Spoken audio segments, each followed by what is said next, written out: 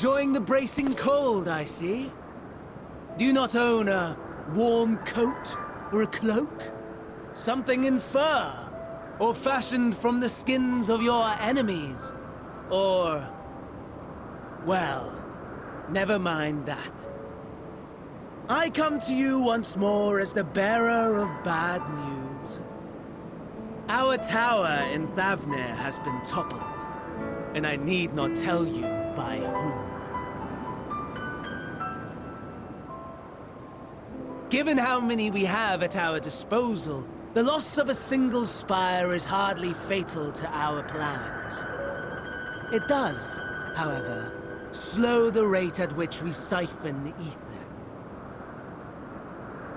If they continue to preoccupy themselves with the towers, then all will be well. But should our foe prove bold enough to strike at us here, then the timing becomes questionable.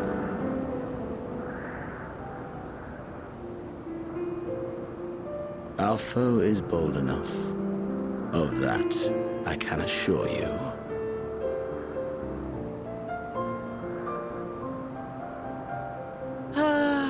Yes, very well then. I suppose I must prepare a proper welcome. Honestly, talk of your nemesis is the only thing you seem to enjoy. Does nothing else spark your interest?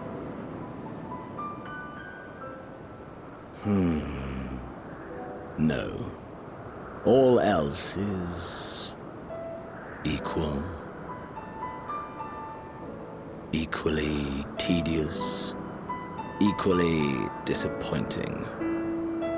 The world is a tepid bog into which we sink, too weak to thrash as the mud clings to our eyes and fills our throats till we blissfully choke. But then came the light, blinding and pure and hot, so very hot, enough to set my soul aflame.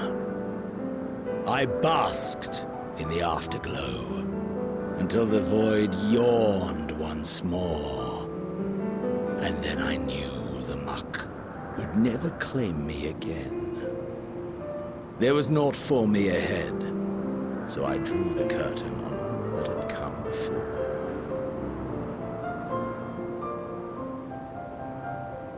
Burn. Burn. Let the whole star burn. I will have my contest. I will reclaim my moment.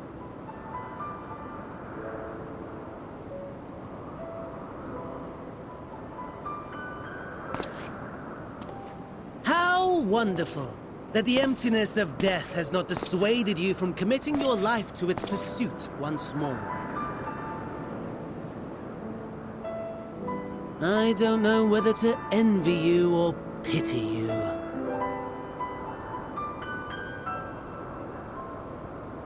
You question my disinterest, but what of yours? Despite your noisome antics, I sense you take little pleasure in this endeavor. Mercy, my lord. Such pointed barbs from one who barely acknowledges my existence. Nevertheless, you are mistaken. For I do find this part somewhat enjoyable. You see, when I was mortal, I would always have the same dream. It was a fragmented thing, disjointed, all the faces incomplete. The setting, too, was unknown to me, so I thought it simply a fantasy of my sleeping mind. Until one day, I realized it was showing me the truth, much as your dream of the final days enlightened you.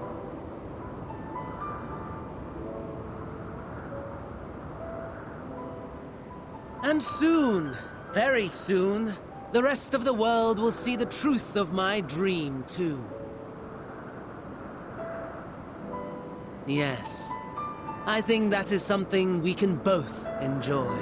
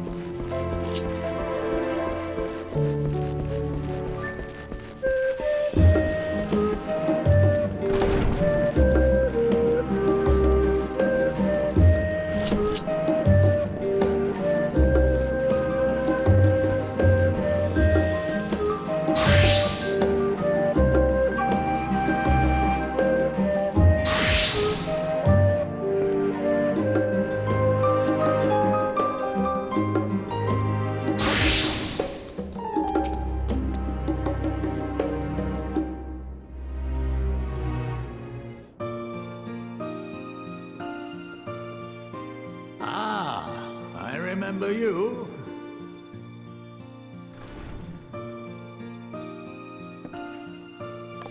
I pray we have not caught you at an inopportune moment. We wanted to offer our thanks for your kind words in the forum.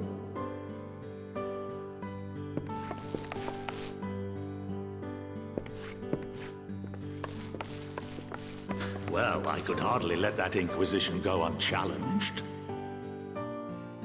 I've always believed that curiosity should be nurtured, not stifled. Thankfully, a majority of my colleagues agreed.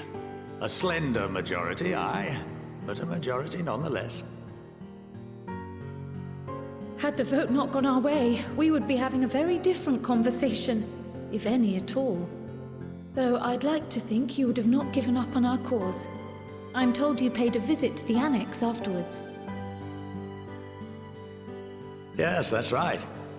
I was hoping to speak with the grandchildren of my dearly departed friends Galuf and Louisoix in a less dour setting. But it seems I just missed you.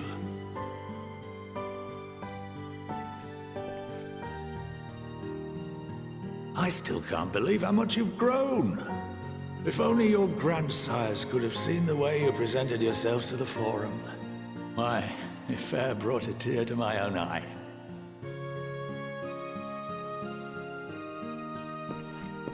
You must have the patience of a saint, putting up with this lot and their antics. Never mind Matoya's prize student. Luckily, I know a thing or two about managing unruly younglings. If you ever need advice, don't hesitate to ask.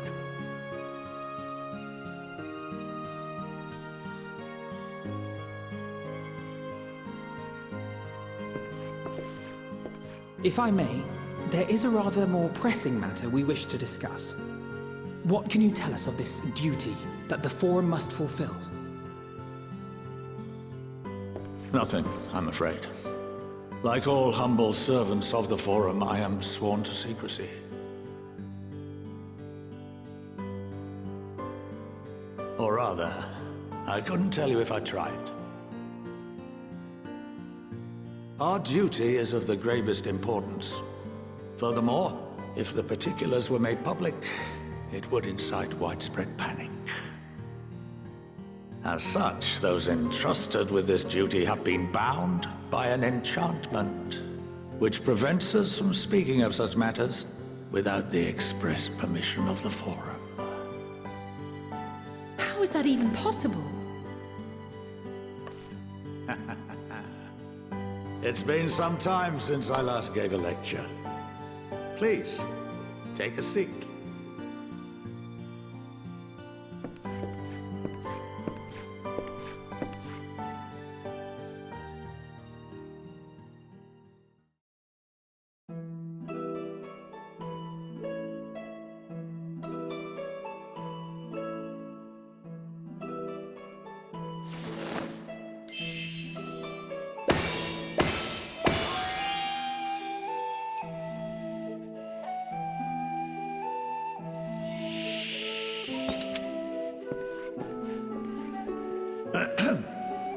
We shall begin by reviewing the fundamentals of etherology.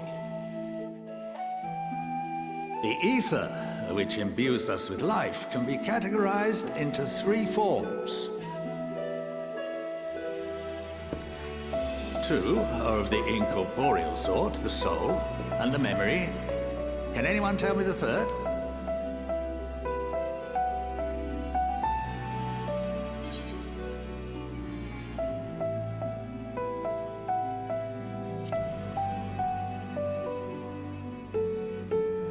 Yes, very good. This is the form with which the layman is most familiar. consumed by even the simplest of daily activities, and replenished by the food and drink that sustain us, this form of ether is in constant flux. In contrast, the ether that comprises the soul is rarely subject to dramatic change. The same can be said for memory, as the two are intrinsically linked.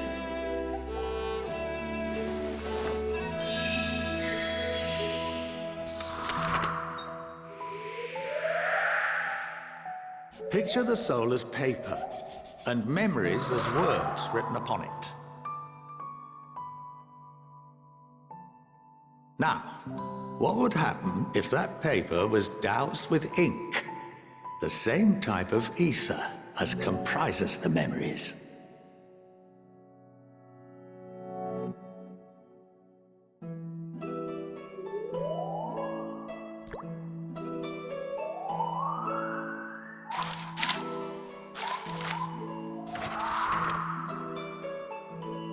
It would blot out everything that was written. Precisely. We would be unable to recall the memories, and any activities that depend upon them would be hindered as well. In fact, this exact phenomenon was observed on a vast scale not so long ago. And what might that have been?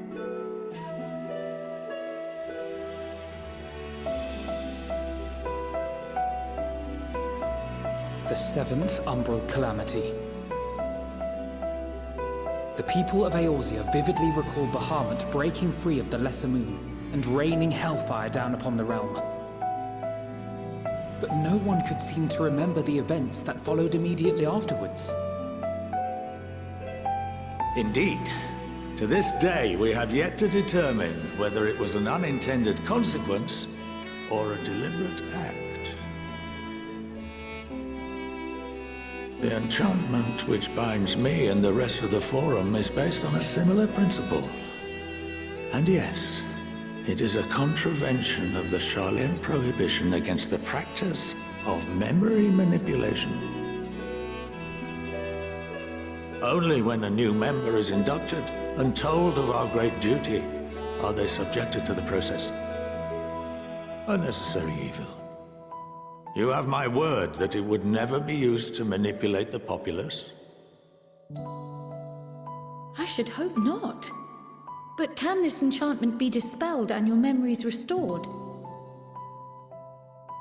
If 9/10 of our members give their approval, then the process may be reversed. Then, and only then, would we be able to speak freely to others of our sacred duty. Barring that, we must wait until we return to the ethereal sea.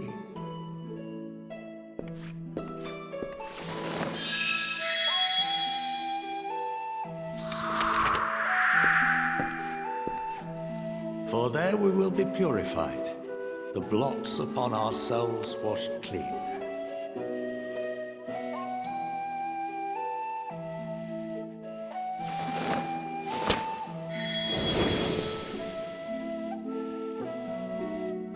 And our memories drift apart and dissolve, rather defeating the purpose, I suppose.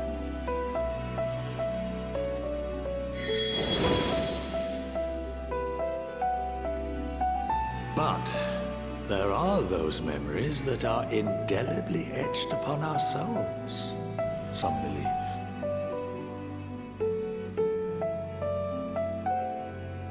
What happens after that?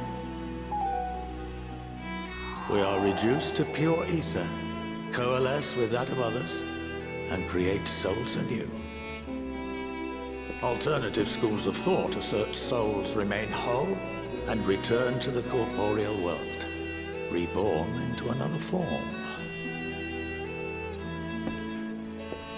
Both theories have their proponents. Personally, I consider each equally probable.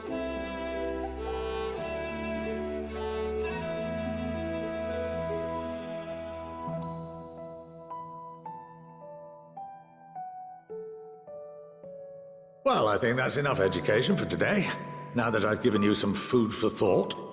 Or rather, an entire banquet.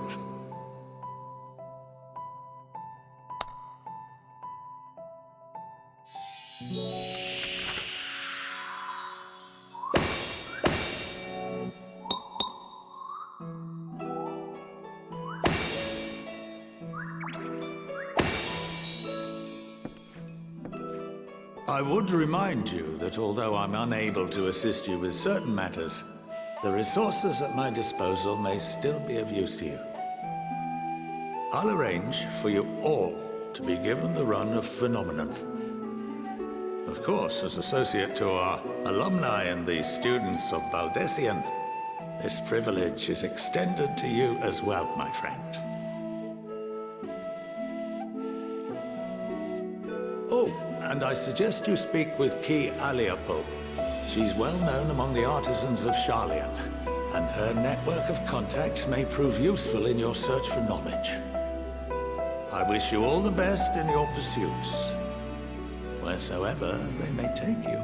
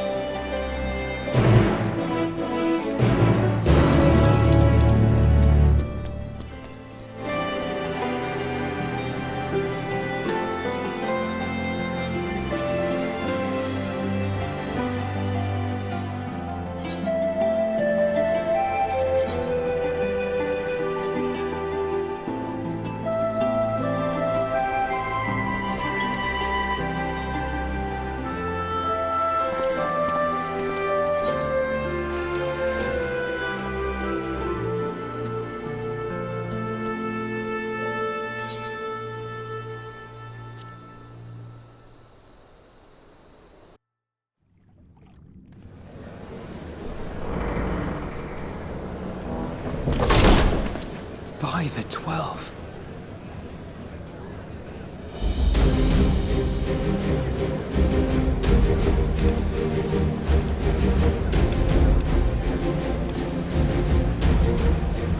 Glad you could join us. I hope you don't mind, but we went ahead and started without you. As you can imagine, our traveling companions were eager to become acquainted.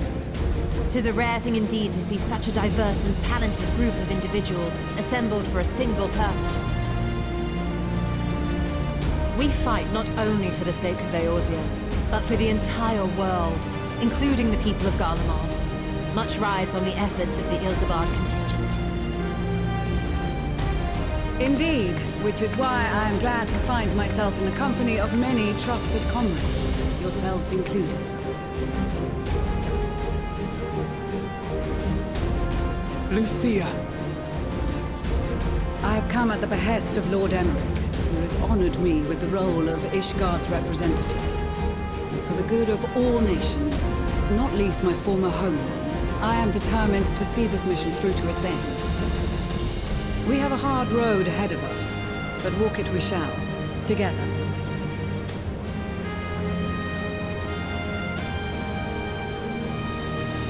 We too welcome this opportunity to work together once more.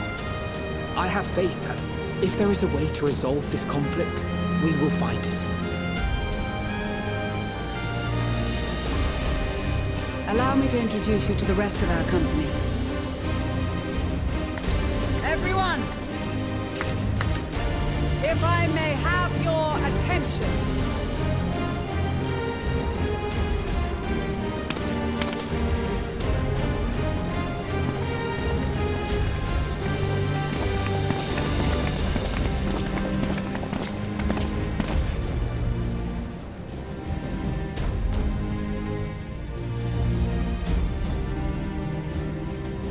Might I ask you to speak first?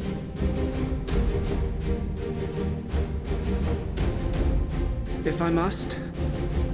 I am Arun Senna, spokesman for the Gridanian delegation, here on behalf of my esteemed sister, the Elder Seedseer. We shall provide support and protection to those in need during our time in Garlemald.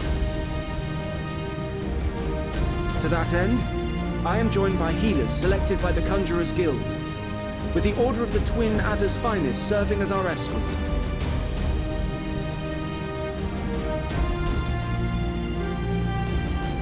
Of course, with an experienced white mage such as yourself accompanying us as well, those requiring more involved treatment will be in safe hands.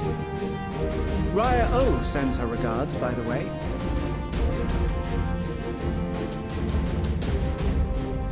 Suppose I'd better say my piece.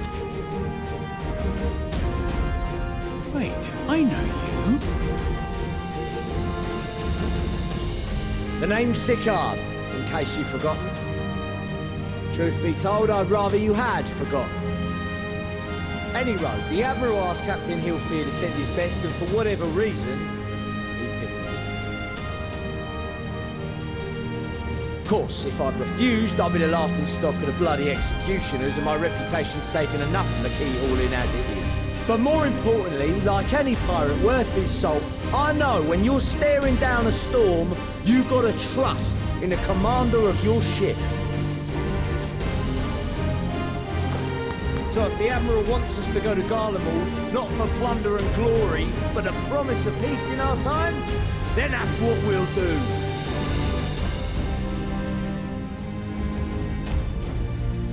Since we all know how much the Empire loves its steel, we thought we'd bring along a few smiths to make the most of it. Give them a pile of scrap and they'll cobble together anything you fancy. Of course, just like the Gridanians, we got fighters of our own. We might have come with a more constructive purpose in mind, but we're more than capable of cracking skulls, believe you me. Well, you're certainly raring to go. Then again, so are we. The most dependable warriors of Uldar and Alamigo have assembled at the Sultana and General Aldin's behest.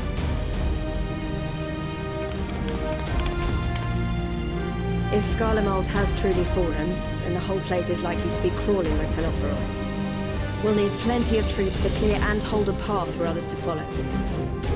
That's where we come in. Naturally, Marshal Tarapin and I will be leading from the front.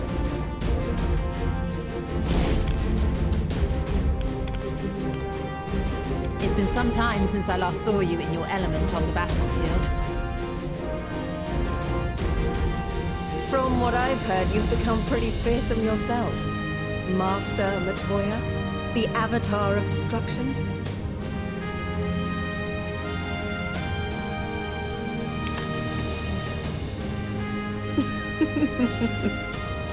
With comrades like these, I know we'll succeed, no matter what awaits us. And then we might finally get a chance to enjoy a good long rest. But until then, let's give it our all.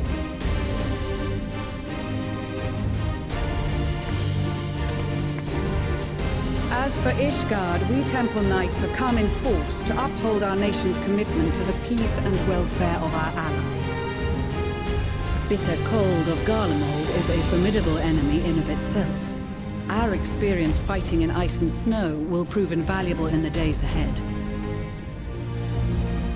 Accordingly, I have been designated commander of the Ilzabard contingent. I will do all in my power to provide you with the leadership and guidance you require. The four high houses, House Hylinard foremost among them, have arranged for a host of machinists to join us on our mission. Their knowledge of Imperial Magitech is sure to be a great boon. They will address any problems of a technical nature, together with the smiths of Limpsa Lomitsa. There is another awaiting introduction. Lord Emanolain! Ah, yes. Emanolain de Forton, at your service. Though, lest there be any misunderstanding, I should stress that I've not become a fearsome warrior while you were away. Rather, far from it, actually. My brother, in his infinite wisdom, decided this would be an excellent chance to make something of myself. Oh, and fight for world peace and all that. But, should the opportunity arise for a spot of ballroom dancing, I will be your twinkle-toed gentleman of light.